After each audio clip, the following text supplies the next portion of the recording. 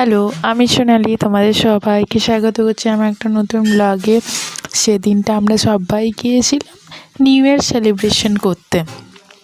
সেদিন ছিল 1 জানুয়ারি। আমাদের সরকারি কোয়ার্টারে রিপেয়ারিং তো চলছিলই, তাই এবারে ক্যাম্পে আমরা কেউ পিকনিক করিনি, সবাই বাইরে গেছি পিকনিক করতে। সে 25th হোক, 31st হোক বা 1 তারিখ হোক। তো আমরা সেরকমই সবাই মিলে যাচ্ছি আজকে আমরা দুর্গাপুরে ওয়াটার পার্কে পিকনিক করতে। খাবার দাবার সব আমরা কোয়ার্টার থেকেই বানিয়ে আমরা সবাই নিয়ে যাচ্ছি। গিয়েছিলাম 3টে ফ্যামিলি মিলে, আর আজকের ড্রাইভার ছিল আমার ভাই। তো আমাদের কারটাই বের করেছিলাম, আমরা সবাই মিলে যাচ্ছি। আর একটা আন্টি আছে, ওরা স্কুটিতে আসছে। দিয়ে দেখো কথা বলতে বলতে আমরা চলেও এলাম আনন্দ অ্যামিউজমেন্ট পার্ক, যেটা সবাই বেশিরভাগ জানে ওয়াটার পার্ক নাম বলেই।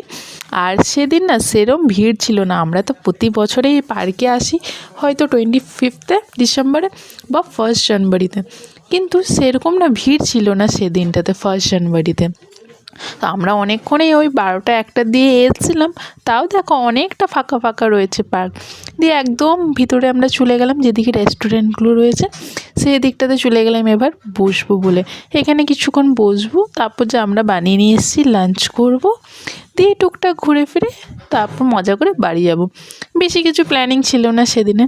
আর এখান থেকে নিয়ে এসেছিলো দেখো একটা আন্টি কফি বানিয়ে। তো প্রথমেই আমরা বসে পর সবাই কফি খেয়ে নিচ্ছি। ফ্ল্যাক্সে করে নিয়ে আসা হয়েছিল, পরেও কফিটা খাওয়া যেত, কিন্তু যেহেতু বাচ্চারা সবাই দেখে নিয়েছি কফি এসছে, তো ওরা বললো না প্রথমে কফিটাই খাবো, তারপর আমরা লাঞ্চ করব।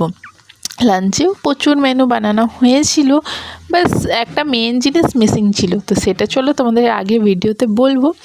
আর আমরা যে আগের দিন 31স্টে যে কেকটা কাটিং করেছিলাম, সেই কেকটাও রেখে দিয়েছিলাম ফ্রিজে। পার্কে সাডেনলি প্ল্যান হলো, তো আমরা পার্কে নিয়ে এসে তাহলে কেকটা কাটবো। আর অত রাত্রে কেটে সেদিন খাওয়ারও কারো ইচ্ছা ছিল না, তাই শুধু কেক কাটিংই করেছিলাম, খেয়ে কেউ ছিলাম না। তাই পরের দিন দেখো ওই কেকটাই নিয়ে এসেছি। এবার এখানেও পার্কে কিছু আমরা এগুলো নিয়ে ফটো তুলে নিচ্ছি, তারপর এটা আজকে সবাই মিলে খাবো। যেহেতু কোয়ার্টারগুলোতে কাজ চলছে, সেরকম কোনো ডেকোরেশনও এবারে 31st নাইটে করা হয়েছিল না, ওই জন্য আমরা ফটো তো ভালো আসে না, তাহলে থাকুক কেকটা। যখন পার্কে যাব সেই তখন সবাই মিলে ওইখানে আবার কাটবো, আর ওইখানে না হয় ফটো তুলবো আর খাবো কেকটা, তাহলে বেশি মজা হবে। দিয়ে দেখো কেক কাটিংয়ের পর ওদেরকে আমি ক্রিম লাগিয়ে দিলাম কীরকম ওদের মুখে, ওরা বেশ জিনিসটা এনজয়ও করছিল। আর কেকটাও বেশ সুন্দর, কিন্তু আমার ড্রেসের সাথেও মানিয়েছে, তাই না? আমি এখন দেখছি ভিডিওটা এডিট করার টাইম, বেশ অনেকটা মিক্সিং হয়েছে কেকটার ডিজাইন আর কালারটা আমার ড্রেসের সাথে। ড্রেসটাও তো বলেছিলাম বাড়িতে কাজ চলছে, এই ড্রেস